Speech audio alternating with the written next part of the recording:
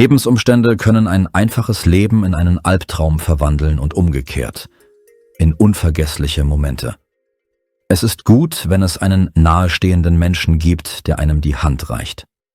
Die heutige Geschichte handelt jedoch nicht von einem Happy End, sondern von Umständen, die außer Kontrolle geraten sind und zu einer schrecklichen Tragödie geführt haben.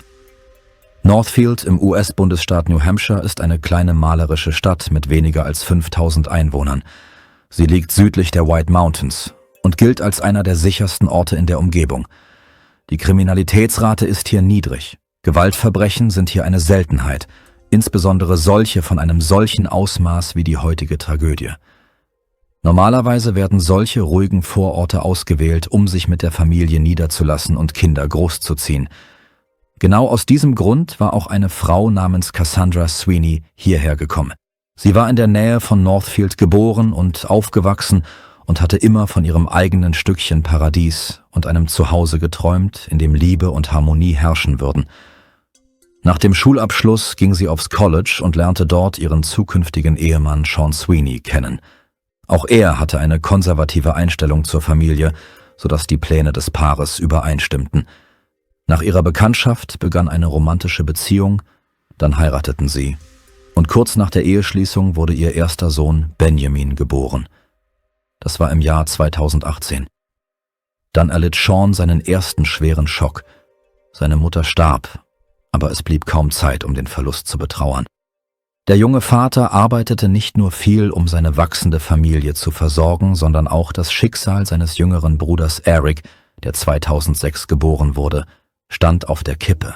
Die Mutter kümmerte sich allein um die Kinder, sodass Eric nach ihrem Tod möglicherweise in die Obhut der Sozialdienste gekommen wäre. Sean machte sich große Sorgen um seinen Bruder, dass Eric nicht in einem Kinderheim oder bei einer Pflegefamilie landen würde. Sean übernahm die Verantwortung für die Vormundschaft seines Bruders. Im Herbst 2020 wurde das zweite Kind des Paares geboren, das sie Mason nannten. Cassandra war glücklich. Jetzt träumte sie davon, eine Tochter zu bekommen und jobbte in der Nachtschicht als Krankenpflegerin.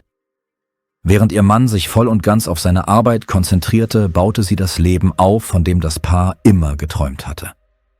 Am 3. August 2022 befand sich die 25-jährige Cassandra in Northfield, in ihrem Haus, zusammen mit dem 4-jährigen Benjamin und Mason, der in einem Monat 2 Jahre alt werden sollte. Ihr Ehemann Sean war zu diesem Zeitpunkt bei der Arbeit.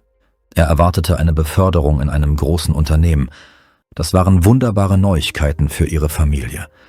Cassandra hatte vor, ihren Job zu kündigen, um sich ganz auf den Haushalt und die Kinder zu konzentrieren. Seans 16-jähriger Bruder Eric lebte weiterhin bei dem Paar. Ihm wurde das Untergeschoss des Hauses zugewiesen, wo er sich eingerichtet hatte. Es schien, als hätten die Sweeneys alles, was man sich nur wünschen konnte, aber der Countdown für das Ende dieser Idylle hatte längst begonnen. Der 3. August 2022 begann wie jeder andere Tag. Cassandra schrieb seit dem Morgen aktiv mit ihrem Mann und schickte ihm mehrere Fotos, auf denen die Kinder mit ihren Hunden spielten. Dann brach die Kommunikation plötzlich ab. Sean nahm an, dass Cassandra irgendwelche alltäglichen Dinge zu erledigen hatte. Während der Mann auf eine Antwort auf seine nächste Nachricht wartete, vertiefte er sich selbst in seine Arbeit.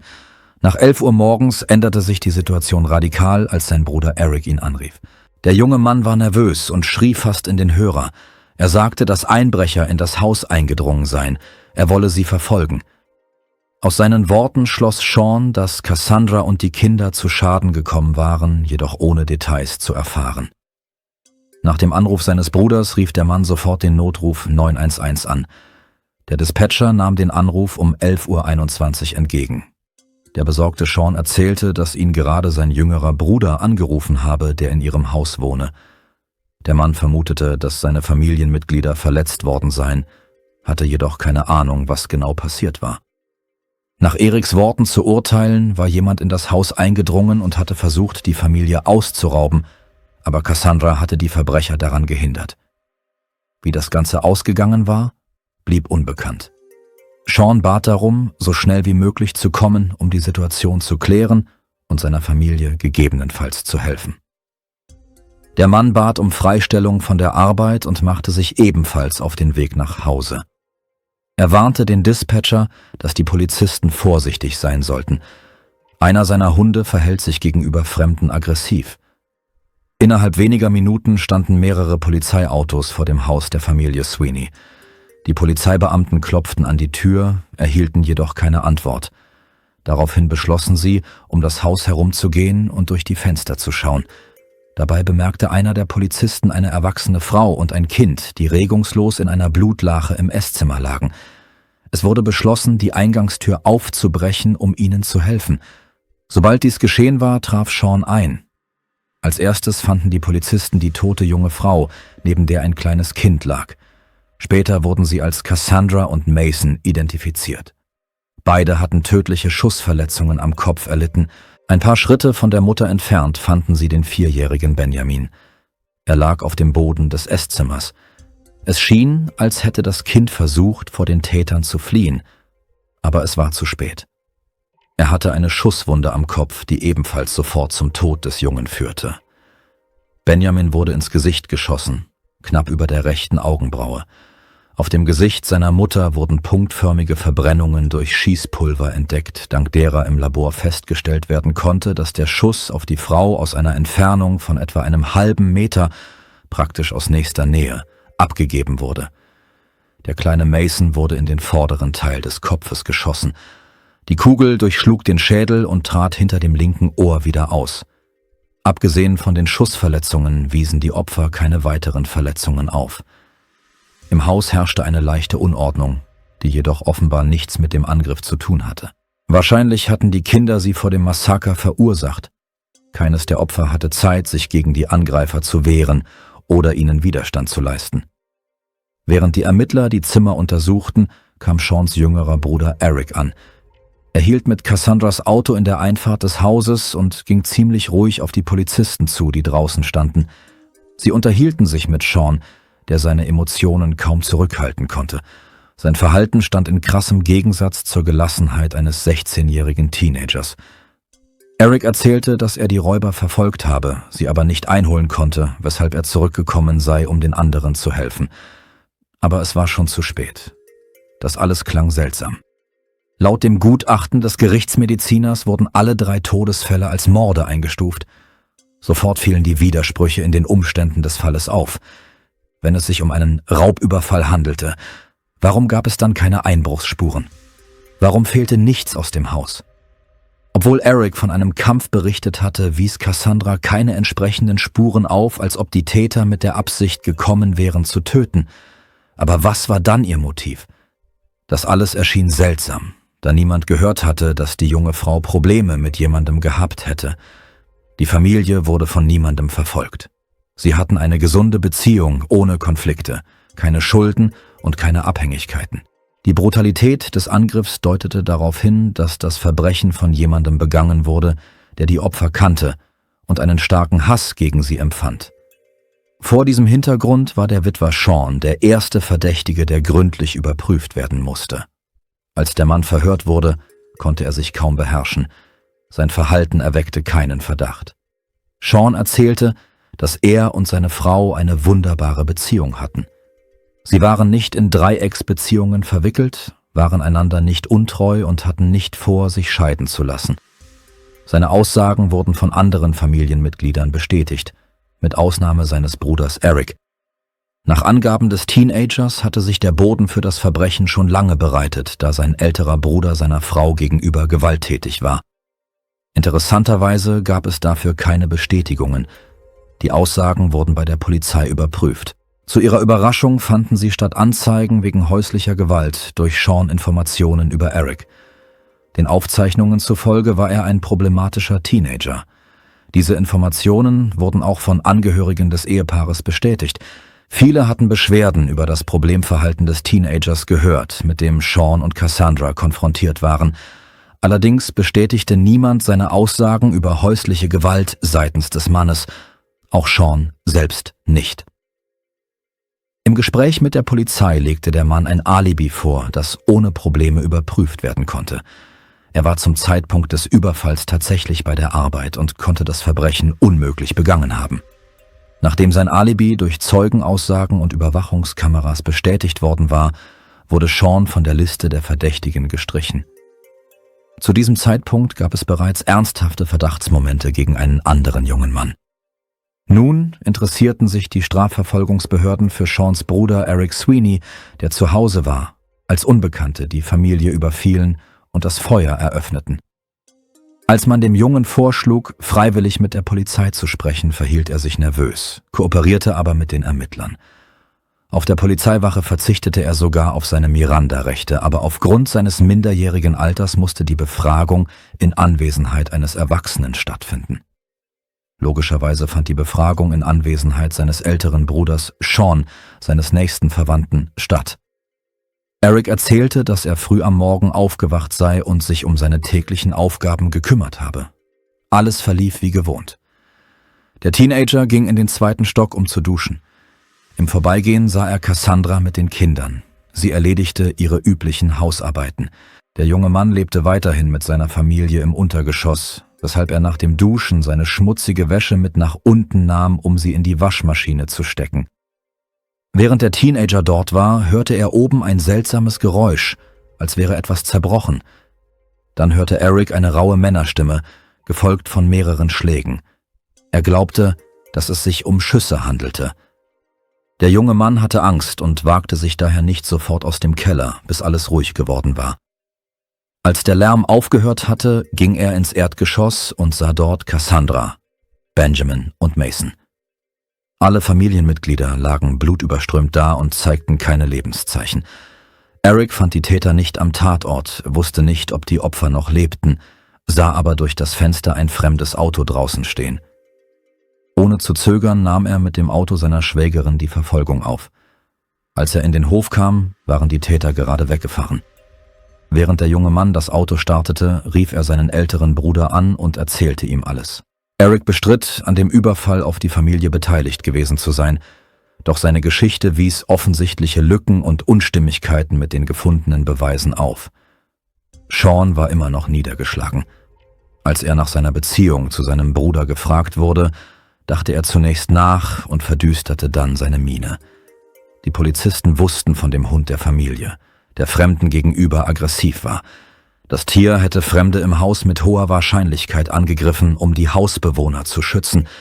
Deshalb beschlossen die Ermittler, zu versuchen, den Jungen der Lüge zu überführen.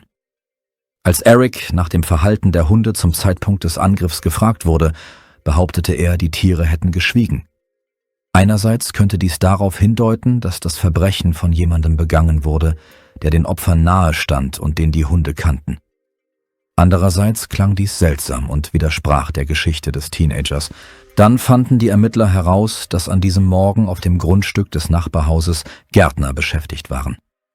Die Ermittler sprachen auch mit ihnen, doch niemand bestätigte Erics Aussage. An diesem Morgen hatten sie keine fremden Autos oder Personen gesehen, die das Haus betreten hätten, geschweige denn so schnell davongerannt wären. Stattdessen war nach 11 Uhr ein Lärm zu hören und wenige Minuten später rannte ein junger Mann durch die Haustür, der genau auf Erics Beschreibung passte. Er war allein und sehr aufgeregt, setzte sich sofort in Cassandras Auto und fuhr davon. Die Aussagen der Zeugen konnten nach Überprüfung der Aufzeichnungen der Überwachungskameras, die an den Häusern in der Nachbarschaft angebracht sind, bestätigt werden. Sie hatten keine fremden Autos aufgezeichnet. Das einzige Auto, das durch die Nachbarschaft fuhr, war das mit dem 16-jährigen Eric Sweeney am Steuer. Er schien sehr beunruhigt zu sein und hatte es eilig. In der Wohnung des Ehepaares wurde keine Tatwaffe gefunden. Der Verdacht gegen den Teenager verdichtete sich, sodass man annahm, dass er absichtlich weggefahren sein könnte, nicht nur um eine Verfolgungsjagd nach den Tätern vorzutäuschen, sondern auch, um die Pistole loszuwerden.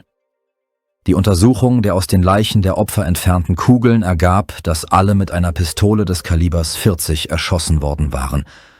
Bemerkenswert ist, dass Sean zugab, eine solche Waffe zu besitzen, diese jedoch zu diesem Zeitpunkt aus seinem Haus verschwunden war. Daraufhin beschlossen die Ermittler, das Auto, mit dem Eric gefahren war, genauer zu untersuchen und erhielten einen Durchsuchungsbefehl für das Fahrzeug. Außerdem sollten Erics Handflächen untersucht werden, da zu wenig Zeit geblieben war, um die Spuren zu beseitigen. Auf seinen Händen mussten wahrscheinlich Schmauchspuren zurückgeblieben sein, wenn er tatsächlich geschossen hatte. Am 9. August 2022 lagen die Ergebnisse der kriminaltechnischen Untersuchung vor. Bei der Befragung von Eric wurden Abstriche von seinen Händen genommen. Ähnliche Abdrücke wurden von der Oberfläche des Lenkrads des silbernen Ford F150 genommen, mit dem er gefahren war. Der Mann, der am Steuer des Autos gesessen hatte, hatte eine große Menge Schießpulver auf dem Lenkrad hinterlassen. Genau dieselben Spuren wurden auf der Außen- und Innenseite von Erics Händen gefunden. Von diesem Moment an bestätigten sich die Verdächtigungen gegen den jungen Mann, doch er leugnete weiterhin seine Schuld am Mord an seinen Familienmitgliedern. Nun versuchte man, das Motiv für die Tat zu verstehen. Erics Beziehung zu Sean war völlig zerbrochen. Der Mann wollte nicht unter einem Dach mit dem mutmaßlichen Mörder seiner gesamten Familie leben. Deshalb wurde der Junge unter die Aufsicht des Jugendamtes gestellt. Die Strafverfolgungsbehörden standen in ständigem Kontakt mit dem Teenager. Solange er als Verdächtiger galt, kam eine Unterbringung in einer anderen Familie nicht in Frage.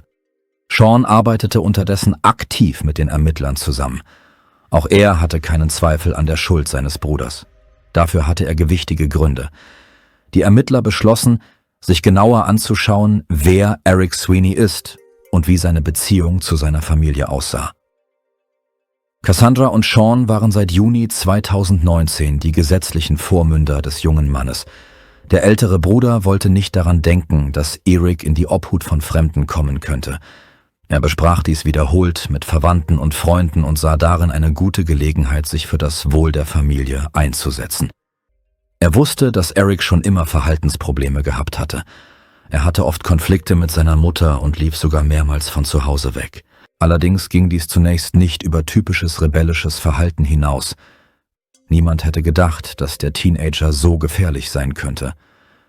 Anfangs verliefen die Beziehungen zwischen den Brüdern und Cassandra mit den Kindern ruhig.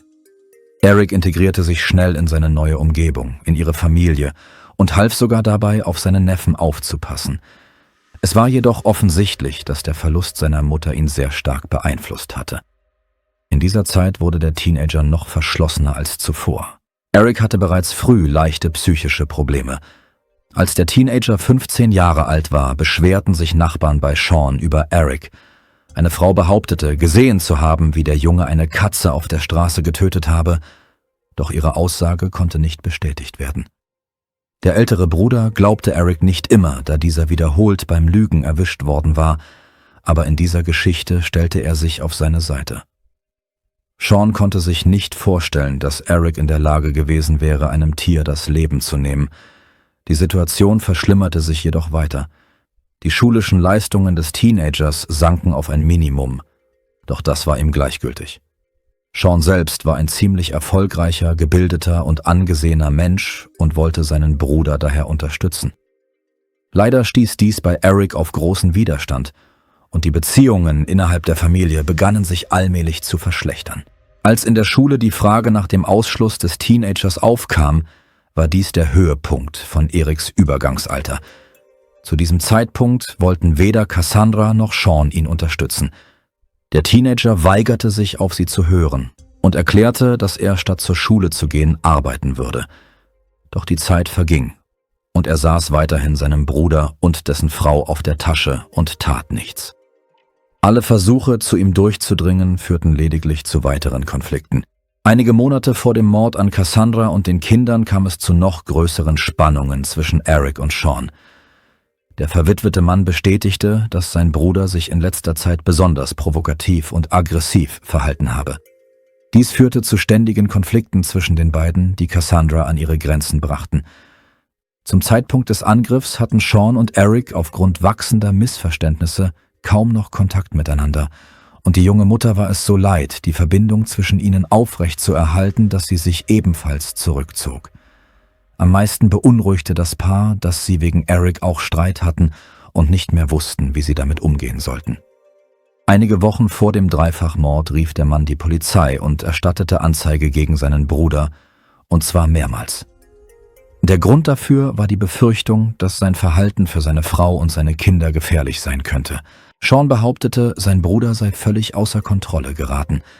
Er habe Cassandra bedroht und sogar nach ihr und seinen Neffen geschlagen. Die erste Anzeige bei der Polizei wurde am 6. Juni 2022 erstattet. Sean rief die Polizeistation an und gab an, sein Auto sei gestohlen worden, während er mit seiner Frau und seinen Kindern das Haus verlassen habe. Während die Polizei zum Einsatzort fuhr, sah sich der Mann um und stellte fest, dass Eric erneut von zu Hause weggelaufen war und das Familienauto mitgenommen hatte. Bemerkenswert ist, dass nach dem gleichen Muster auch wertvolle Gegenstände und Geld, die offen herumlagen, verschwunden waren. In solchen Momenten traf sich der Teenager mit Freunden. Sie fuhren durch die Stadt, tranken Alkohol oder konsumierten illegale Substanzen. Der Teenager wurde ohne Schwierigkeiten gefasst und zurückgebracht. Das Auto war unbeschädigt und Sean nahm die Anzeige zurück. Er wollte seinem Bruder keine Probleme bereiten. Der nächste beunruhigende Vorfall ereignete sich am 22. Juli. Anlass für die Anzeige waren seltsame Äußerungen von Eric, der Sean und Cassandra bedrohte. In der Hitze eines weiteren Streits über sein Verhalten platzte dem Teenager heraus, dass er eine Schusswaffe in der Garage des Hauses versteckt habe. Er behauptete, dass er sie nachts benutzen würde, wenn alle schlafen würden. Der ältere Bruder rief die Polizei, die zusammen mit ihm die Garage gründlich durchsuchte, aber nichts fand. Da Eric zuvor niemanden körperlich angegriffen hatte, wurde kein Straftatbestand festgestellt. Die Polizeibeamten fuhren einfach wieder weg. Die Besorgnis aller Familienmitglieder erreichte einen solchen Punkt, dass Sean ein Schloss an die Tür des Ehebettzimmers und der Kinderzimmer anbrachte und sogar darüber nachdachte, Eric aus dem Haus zu werfen. Er besprach diese Probleme wiederholt mit seinen Angehörigen und erklärte mehrfach, dass er es bereue, die Vormundschaft übernommen zu haben. Der Höhepunkt dieses Familiendramas kam am 2. August, einen Tag vor der Schießerei im Haus der Sweeneys. Cassandra war erneut Bargeld abhanden gekommen, das sie nur für ein paar Minuten unbeaufsichtigt gelassen hatte. Als Sean von der Arbeit zurückkam, beschwerte sich seine Frau über Eric. Es kam zu einem weiteren Konflikt. Nach Angaben des Mannes hielt er sich während dieses Streits mit seinen Äußerungen nicht zurück, da die ganze Familie das Verhalten des problematischen Teenagers satt hatte. Diesmal drohte Eric erneut zu schießen und Sean drohte, ihn aus dem Haus zu werfen. Niemand rief die Polizei, da die Familie nicht mehr daran glaubte, dass dies etwas bewirken würde. Weitere Ermittlungen ergaben, dass das Schlafzimmer des Ehepaares am Tag des Dreifachmordes nicht verschlossen war. Anscheinend hatte der Teenager diesen Moment bewusst gewählt, um sich Zugang zu verschaffen, oder Cassandra hatte einfach nicht auf das Schloss geachtet und vergessen, es zu schließen. Sean hatte die Schlösser nicht ohne Grund angebracht. Der Mann befürchtete, dass Eric seinen Safe benutzen könnte, indem er eine Schusswaffe zur Selbstverteidigung aufbewahrte. Eine Pistole des Kalibers 40. Normalerweise ließ der Mann sie nicht aus den Augen und verlangte von seiner Frau dasselbe. Aber an diesem Tag lief etwas schief. Als die Ermittler am ersten Tag der Untersuchungen das Schlafzimmer des Ehepaares betraten, zeigte Sean ihnen den Safe, der aufgebrochen war. Ein Teil der Munition war noch darin, aber die vollgeladene Pistole war verschwunden. Außerdem fehlte ein Teil der Patronen. Laut Sean reichte die Munition für mehrere Magazine. Das Fehlen von Einbruchsspuren und die Tatsache, dass der Täter wusste, wie er an die nicht offen aufbewahrte Schusswaffe gelangen konnte, deuteten darauf hin, dass die Version eines Raubüberfalls nicht in Frage kam. Der Mörder kannte seine Opfer und dieses Haus gut. Als sich die Verdachtsmomente gegen Eric häuften und bestätigten, wurde klar, dass die Pistole versteckt worden sein könnte und nur ein problematischer Teenager Zugang dazu hatte, der jederzeit bereit war, das Feuer zu eröffnen. Es war offensichtlich, dass schnell gehandelt werden musste, also begann man mit der Überprüfung der Geolokalisierungsdaten von Erics Mobiltelefon. Da er Sean angerufen hatte, während er am Steuer saß, kam er offenbar nicht auf die Idee, sein Mobiltelefon zu Hause zu lassen, als er losfuhr, um die Waffe zu entsorgen, sodass seine Bewegungen verfolgt werden konnten. So begannen die Ermittler 3 Tage nach Beginn der Suche nach dem Mörder, das Waldgebiet in der Nähe des Hauses der Familie Sweeney zu durchkämmen. Der Ort wurde nicht zufällig ausgewählt. Er wurde durch die Geolokalisierungsdaten von Erics Mobiltelefon angezeigt. Leider waren diese Daten nicht sehr genau und ermöglichten es nicht, die Waffe fehlerfrei zu finden. Die Polizei brauchte mehr als einen Tag, um ein Ergebnis zu erzielen. Aber es hat sich gelohnt. Sie fanden eine Pistole des Kalibers 40 und fast 20 Patronen dazu. Eine weitere ballistische Untersuchung bestätigte, dass genau diese Waffe für den Mord an der Familie Sweeney verwendet worden war. Auf dem Griff und den Patronen wurden 2 Sätze Fingerabdrücke gefunden. Sie gehörten alle dem Besitzer der Waffe und seinem Bruder Eric. Der Verdächtige bestritt weiterhin seine Beteiligung an der Tat, aber die Beweise gegen ihn waren äußerst überzeugend.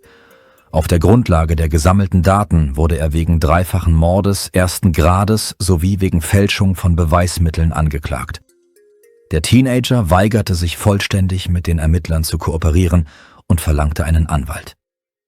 Dem Hauptverdächtigen wurde ein Pflichtverteidiger zur Seite gestellt, der sich sofort an die Arbeit machte. Wie zu erwarten war, baute er seine Taktik auf dem Alter des Angeklagten auf, der laut Gesetz noch minderjährig war. Der Anwalt betonte die schwere Kindheit des Jugendlichen, der mit seiner alkoholkranken Mutter lebte, oft hungerte und von ihren Lebensgefährten misshandelt wurde. Das habe Eric innerlich zerbrochen. Er sei voller Wut auf die gesamte Welt gewesen. Außerdem versuchte der Anwalt, die Version der Anklage anzufechten, indem er Sean als jemanden darstellte, der ein Interesse daran gehabt habe, seine Familie zu ermorden. Das alles klang absurd. Es wurden keine Lebensversicherungen gefunden, die ihm auch nur ansatzweise ein finanzielles Motiv hätten liefern können. Es gab keine gravierenden Meinungsverschiedenheiten zwischen den Eheleuten. Der einzige dauerhafte Grund für Konflikte war immer Eric. Außerdem war Seans Alibi lückenlos. Bei der Durchsuchung des Hauses der Familie Sweeney wurden Tagebücher des Teenagers gefunden. Nach Ansicht der Anklage hatte er das Verbrechen, dessen Ziel Rache war, schon lange geplant. Der genaue Grund für den Zorn des Teenagers blieb dennoch ein Rätsel. Wahrscheinlich nahm er die Versuche seines Bruders und dessen Frau, Eric, zu normalem Verhalten, zu einer Arbeit und zu elementarem Respekt gegenüber anderen zu bewegen, sehr übel. In dem Tagebuch wurden zahlreiche Konflikte beschrieben, die auch Sean bestätigte, der diese jedoch als Teil der schwierigen Erziehung eines problematischen Teenagers betrachtete. Leider steigerte sich die Wut des Jungen rasch und erreichte einen Punkt, an dem Eric sich nicht mehr beherrschen konnte.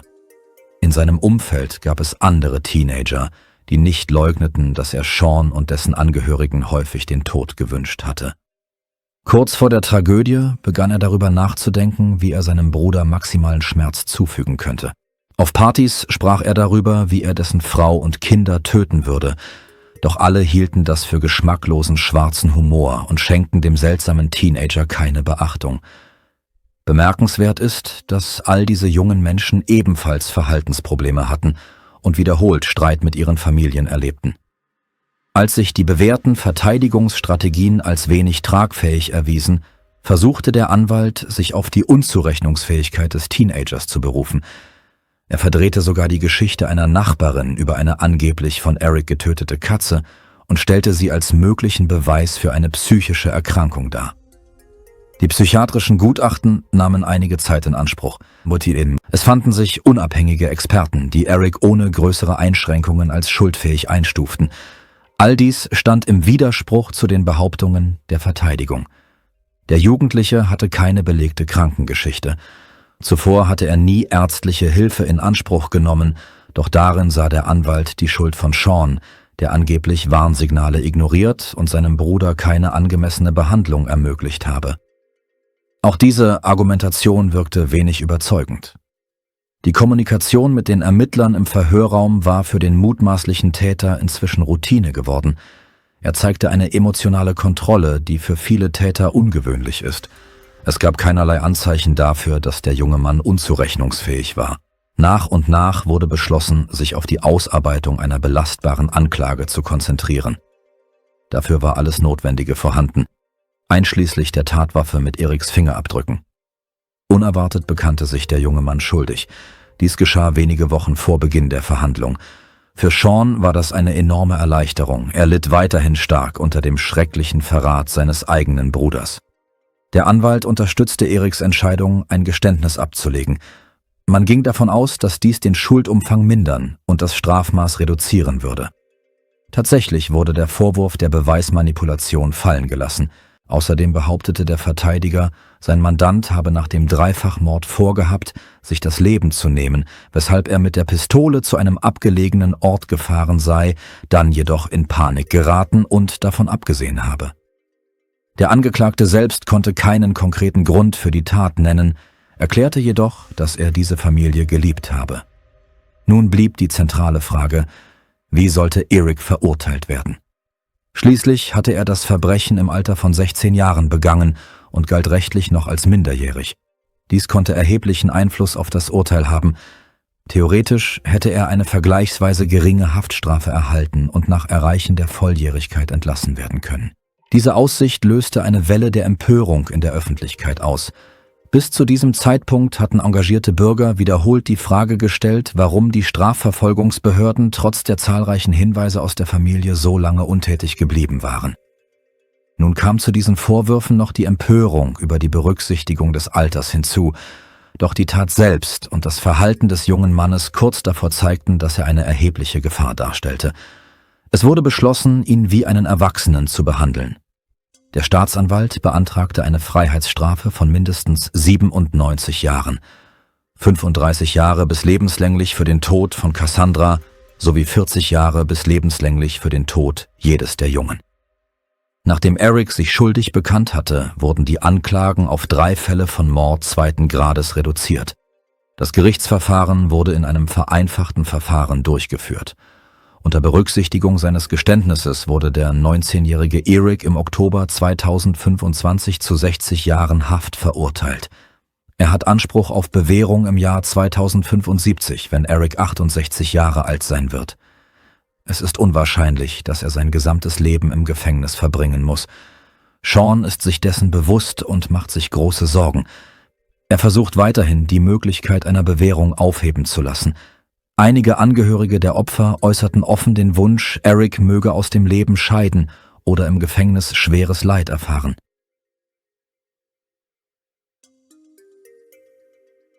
Danke fürs Zuschauen und passen Sie auf sich auf.